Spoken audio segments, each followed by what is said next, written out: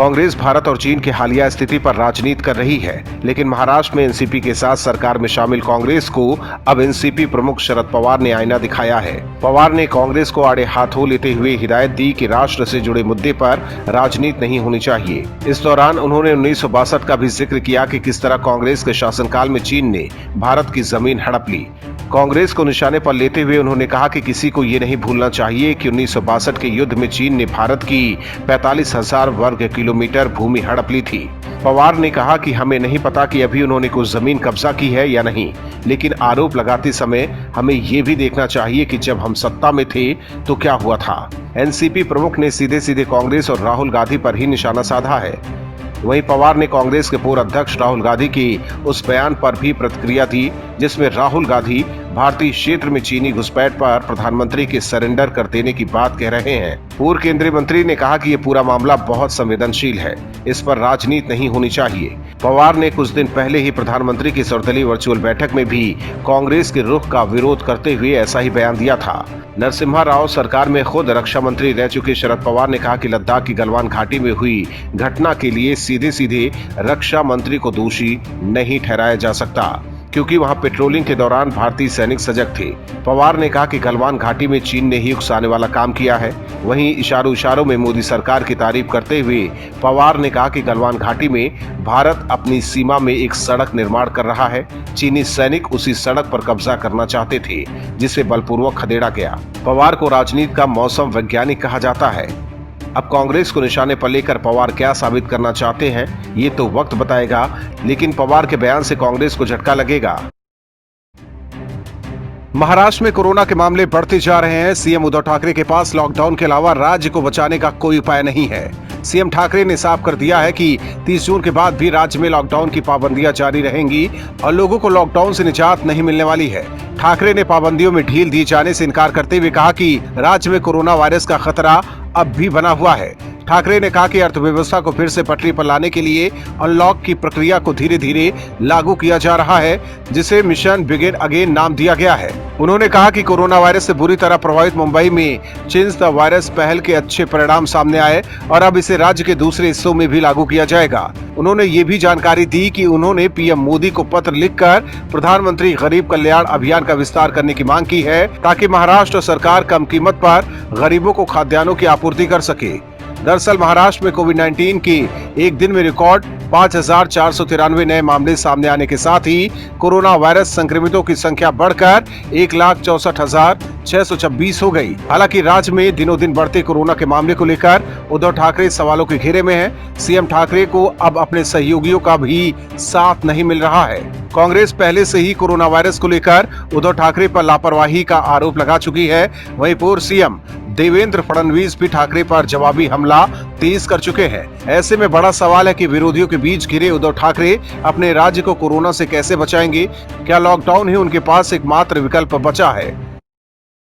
मध्य प्रदेश में कांग्रेस की सरकार गिरने के बाद बीजेपी की सत्ता में वापसी हुई। शिवराज सिंह चौहान की चौथी बार ताजपोशी हुई, लेकिन पिछले कई महीनों से शिवराज अपने मंत्रिमंडल का विस्तार नहीं कर सके। इस बीच शिवराज सिंह चौहान के मंत्रिमंडल विस्तार को लेकर कयासों का बाजार गर्म होने लगा तो एक बड़ी खबर एमपी से निकलकर सामने आ रही है। खबरों के मुताबिक एमपी में बीजेपी बड़ा बदलाव करने जा रही है। एमपी के गृह एवं स्वास्थ्य मंत्री नरोत्तम मिश्रा पार्टी के केंद्रीय नेतृत्व के बुलाए पर अचानक दिल्ली पहुंचे हैं।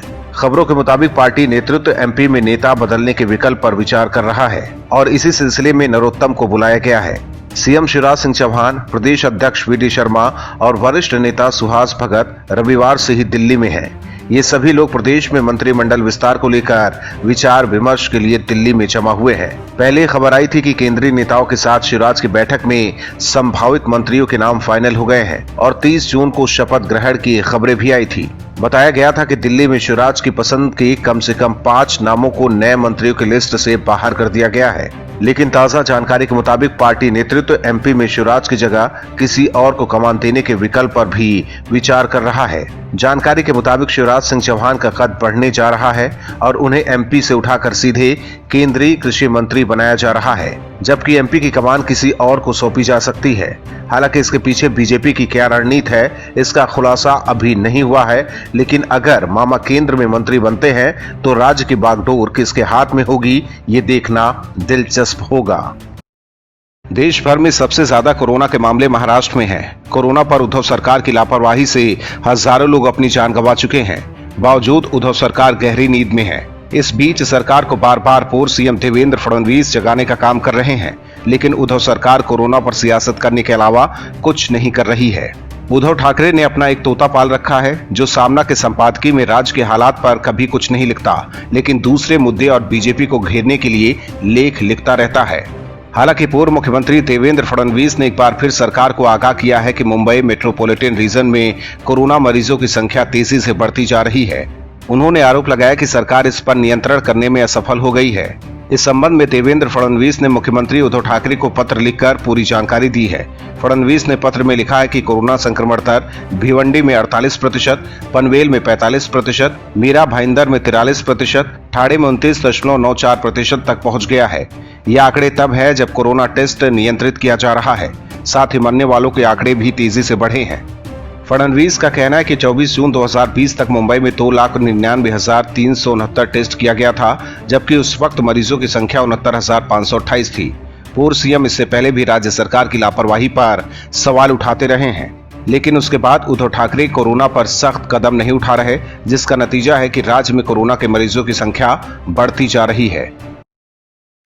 भारत और चीन के मसले पर कांग्रेस की राजनीति कांग्रेस नेताओं को पसंद नहीं आ रही है। पार्टी के अंदर इसको लेकर विरोध शुरू हो गए हैं।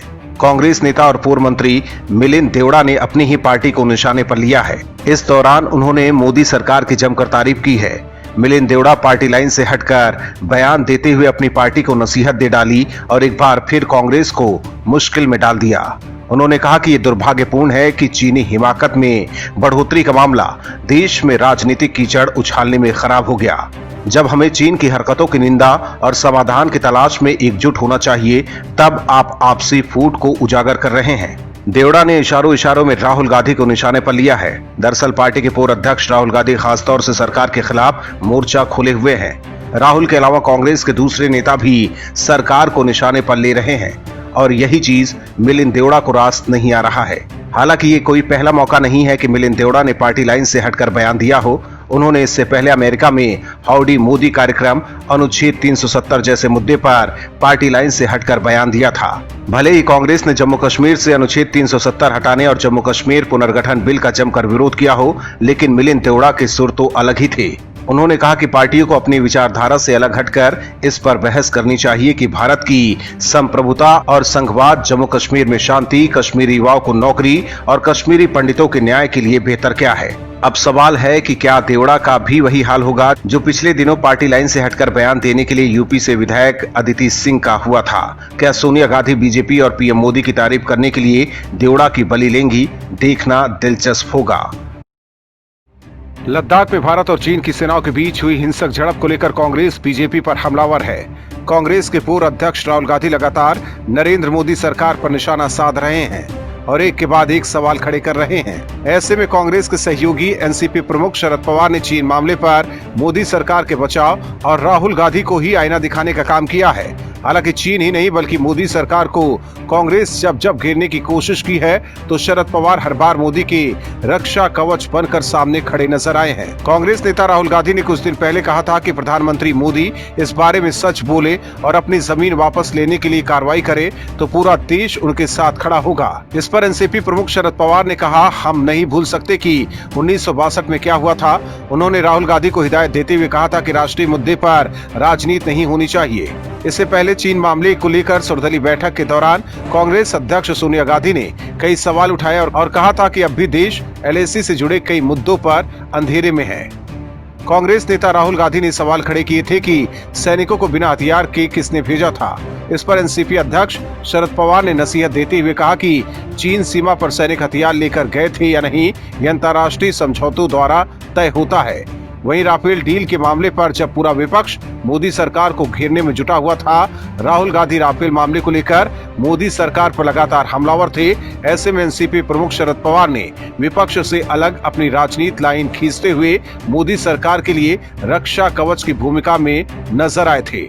शरद पवार ने राफेल पर मोदी सरकार को एक तरह से क्लीन चिट देते हुए कहा था कि लोगों को पीएम मोदी की नीयत पर कोई शक नहीं है। इतना ही नहीं, 2014 महाराष्ट्र विधानसभा चुनाव के नतीजों के बाद बीजेपी बहुमत के आंकड़े से 18 सीट पीछे रह गई थी। नतीजों के तुरंत बाद एनसीपी ने बीजेपी को सरकार बनाने के लिए समर्थन देने का ऐलान कर दिया था। वहीं पिछले साल राज्यसभा के डिप्टी स्पीकर चुनाव के दौरान ये खबर थी कि एनसीपी विपक्ष की ओर से एनडीए के सामने अपना उम्मीदवार उतारेगी, लेकिन आखिरी मौके पर एनसीपी शरद पवार ने अपना उम्मीदवार उतारने से मना कर दिया था। राजनीति के मचे हुए खिलाड़ी शरद पवार के बयान के गहरे राजनीतिक मायने भी निकाले जा रहे हैं। 2014 के बाद से कई बार ऐसे मौके आए हैं जब एनसीपी प्रमुख शरद पवार बीजेपी के साथ प्रत्यक्ष या अप्रत्यक्ष तौर पर खड़े नजर आए हैं। खासकर ये तब देखने को मिला है जब किसी मुद्दे पर मोदी सरकार को कांग्रेस ने घेरने की जबरदस्त कोशिश की हो। पीएम मोदी भी एनसीपी प्रमुख शरद पवार को लेकर सार्वजनिक मंच से तारीफ कर चुके हैं। मोदी सरकार में ही शरद पवार पद्म विभूषण से नवाजे गए। शायद यही वजह है कि जब भी मोदी किसी मुसीबत में होते हैं, शरद पवार हमेशा उनकी मदद के लिए तैयार रहते हैं।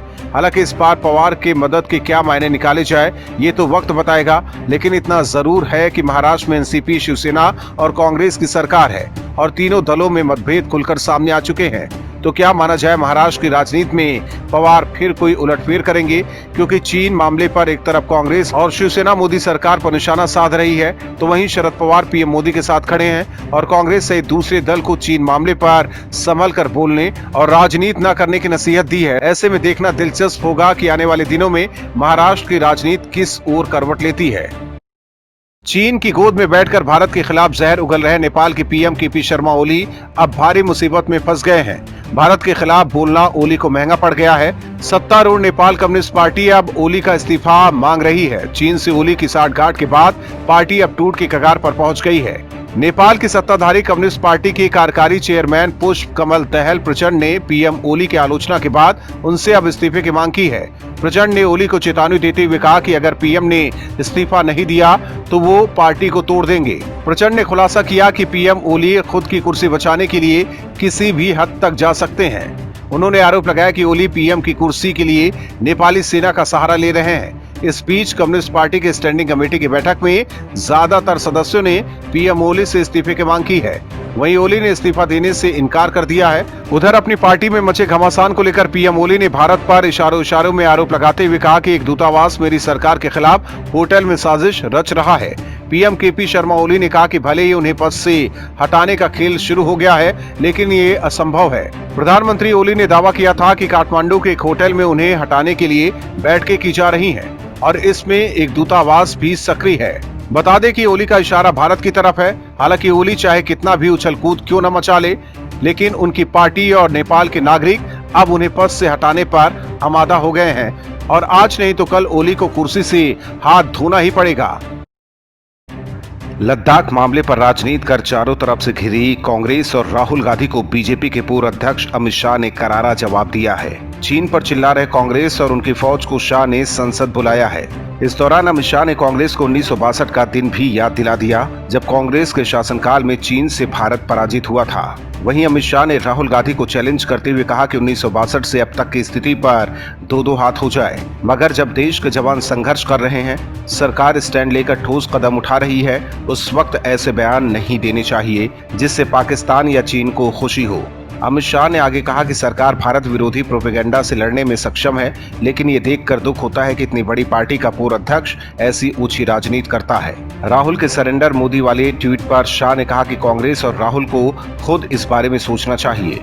उनकी इस बात को पाकिस्तान और चीन में लोग हैशटैग बनाकर इस्तेमाल कर रहे थे। कांग्रेस को इसके बारे में सोचना चाहिए कि उनकी पार्टी के नेता का हैशटैग चीन पाकिस्तान को बढ़ावा देता है, वो भी ऐसे संकट के वक्त में। दरअसल एलएसी विवाद पर राहुल गांधी ने एक ट्वीट किया था। उन्होंने तंज कसते हुए कहा था कि नरेंद्र मोदी वास्तव में सरेंडर मोदी हैं। इससे पहले और बाद में भी राहुल गांधी लद्दाख मामले पर सरकार से लगातार सवाल कर रहे हैं। आज मन की बात कार्यक्रम से पहले भी राहुल गांधी ने कहा था कि राष्ट्र सुरक्षा पर बात कब होगी। हालांकि मन की बात में ही पीएम मोदी ने चीन को कड़ा संदेश दिया। अमित शाह से पहले एनसीपी प्रमुख शरद पवार ने भी कांग्रेस को नसीहत दी थी कि राष्ट्र के मुद्दे पर राजनीति नहीं होनी चाहिए।